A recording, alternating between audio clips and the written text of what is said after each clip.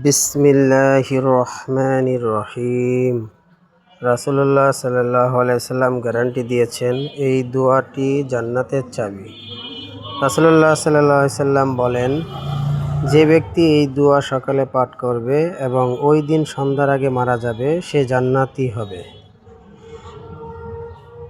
আর যে সন্ধ্যায় পাঠ করবে এবং ওই রাতে মারা যাবে, সেও জান্নাতি হবে। সহিহ বুখারী ৬৩০৬ নম্বর আয়াত।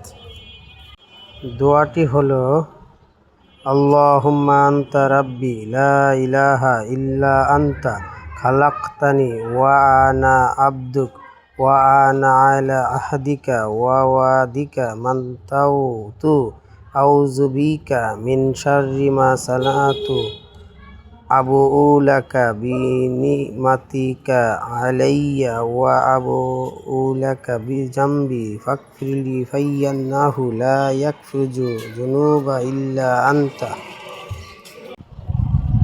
আমলের নিয়তে শুনবো এবং অপরের কাছে পৌঁছানোর নিয়তে শুনবো ইনশাআল্লাহ। এরকম ভিডিও পেতে চ্যানেলটি সাবস্ক্রাইব করে রাখুন।